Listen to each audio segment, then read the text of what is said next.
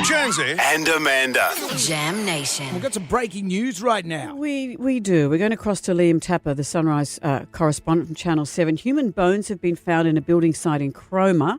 Hello, Liam.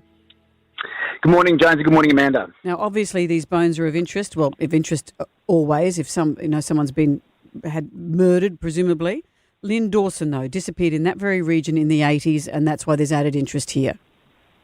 Yeah, and that's something that police certainly aren't ruling out at this stage, Amanda. Those bones that were recovered here at this building site yesterday, they've been taken away for forensic testing. I just spoke with police before it came on air, and they said that those results, they haven't come back overnight, but they hopefully will come back throughout the morning. But as you said, what is of crucial interest here, and it's the case that gripped the nation and the world in many ways as well, was that case of Lynette Dawson. She, of course, went missing here on the Northern Beaches back in 1982, and her body, it's never been recovered.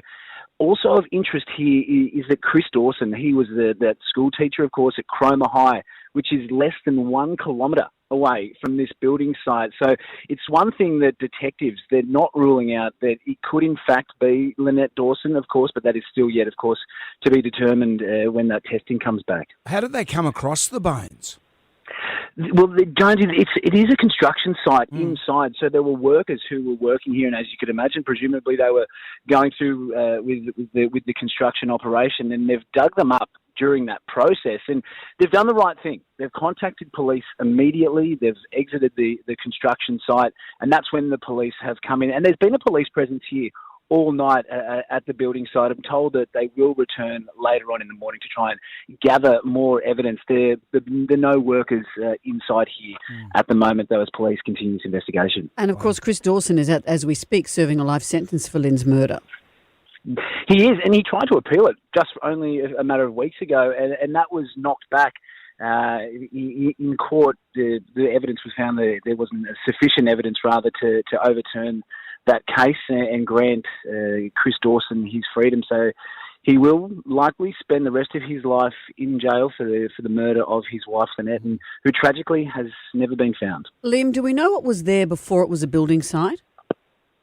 No, that is still part of this investigation. It's an industrial area, so there is a large, a number of buildings here, which there are heavy machinery works within this area. So this forms part of that industrial area. For anyone who knows the Northern Beaches and Cromer in particular, it is that industrial area.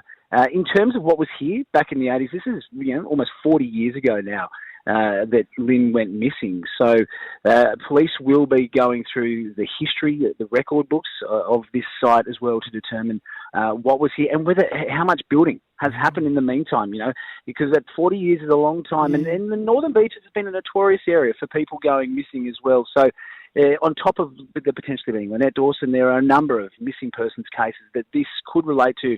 So I need to be quite clear on that. The police are keeping a very, very open mind with this investigation. Well, Liam, thank you for keeping us up to speed. We'll catch you on Sunrise. Good on you, Liam. Thanks, Liam. Cheers, guys.